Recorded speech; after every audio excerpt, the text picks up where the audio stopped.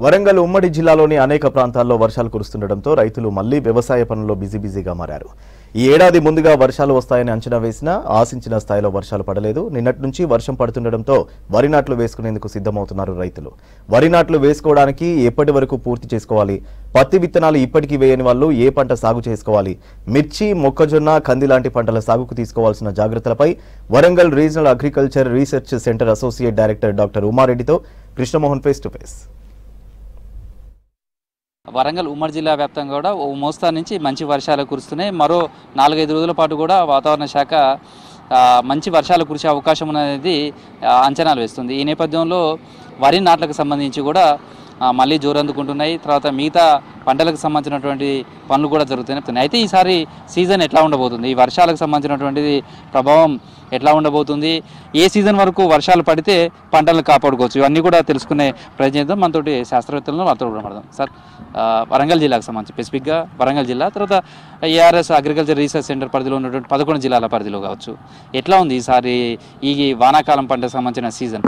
అంటే ఓవరాల్గా మధ్య తెలంగాణ మండలం లోపల ఈ 10 జిల్లాల లోపల అంటే ఇటు హన్మకొండ కానీ, వరంగల్ కానీ, భూపాల్పల్లి కానీ, మహబూబాబాద్ కానీ, ఇటు మెదక్ కానీ, సిద్దిపేట, ఇవన్నీ మొత్తం ఈ 10 జిల్లాల లోపల 290 పడి ఉండాల్సింది. కానీ మనకు దాదాపుగా 267 అంత పడింది మనకు. అంటే దాదాపు కొంచెం మాత్రమే డెఫిసిట్ ఉంది మనకు.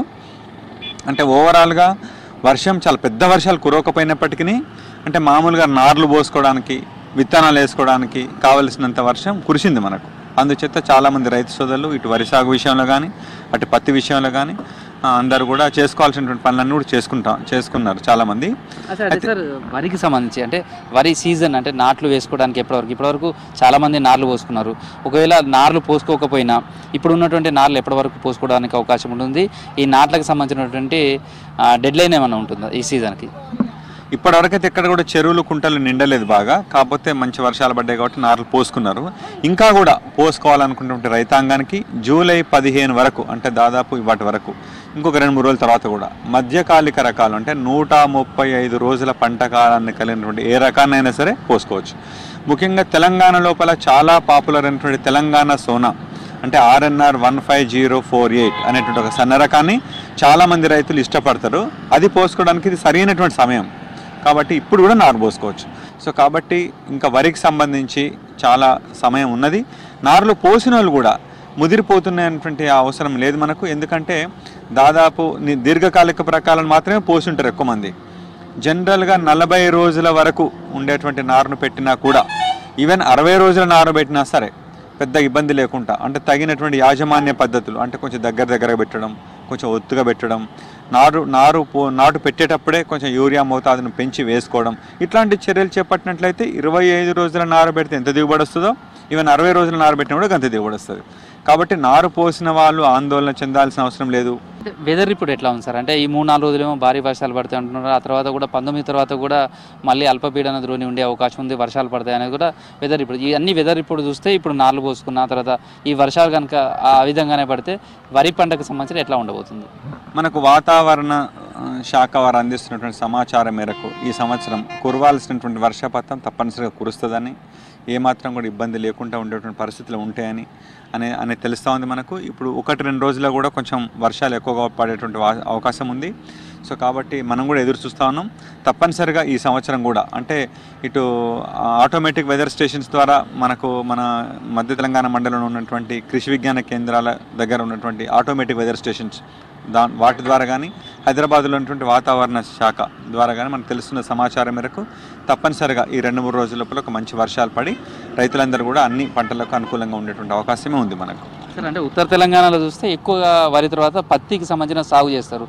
పత్తికి సంబంధించి కూడా దాదాపు చాలామంది జూన్లోనే విత్తనాలు పెట్టేసుకున్నారు.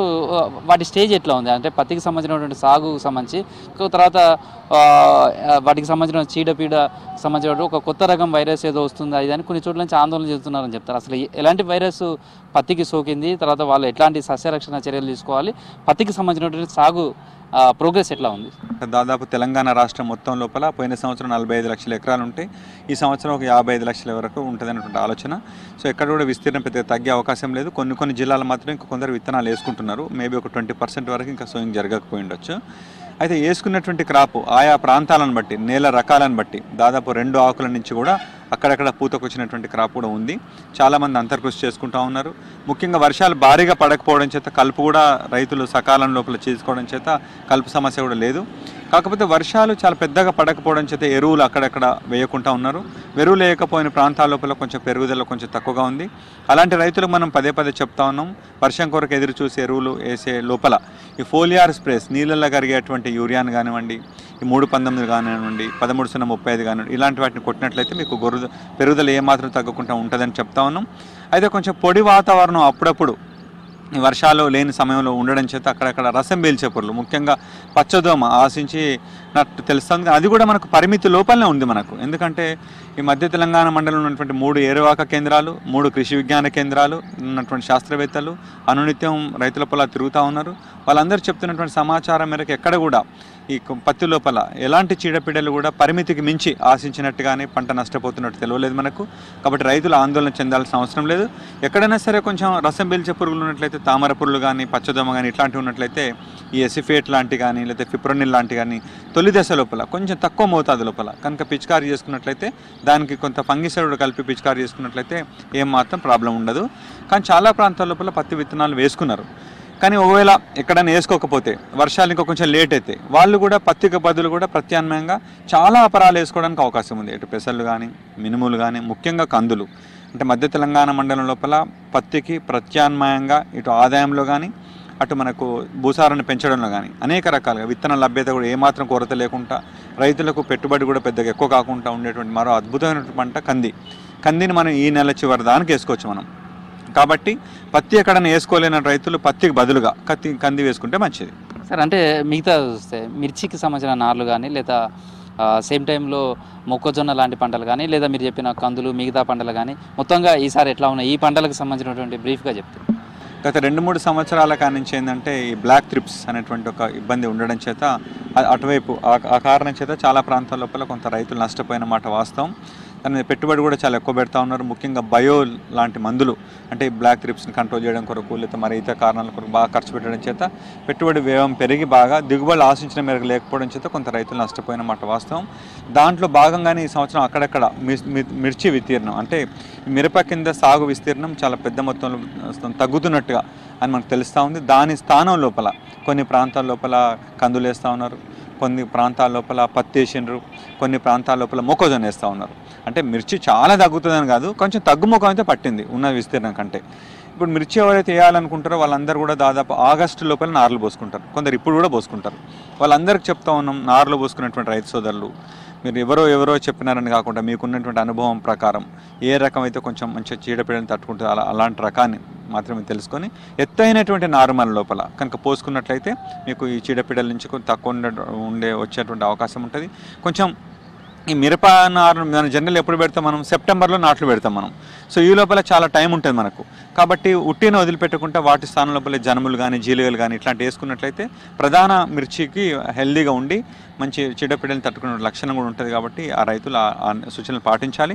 సార్, ఇది ప్రస్తుతం అయితే ఎవరు రైతులు ఆందోళన చెందాల్సిన అవసరం లేదనేది చెప్తున్నారు. ప్రధానంగా కూడా వర్షాలకు సంబంధించి కూడా ఈ 2-3 రోజులు కూడా మంచి వర్షాలు పడే అవకాశం ఉందనేది వెదర్ రిపోర్ట్ చెప్తుంది. ఈ 2-3 రోజులు కనుక అనుకున్న స్థాయిలో కనుక ఓ మోస్తారు నుంచి మంచి వర్షాలు కనుక కురిస్తే వ్యవసాయ పనులు మరింత ముమ్మరం జరిగే అవకాశం ఉంది. వీడియో జర్నలిస్ట్ క్రాంతి కుమార్తో కృష్ణమోహన్, V6 న్యూస్, వరంగల్.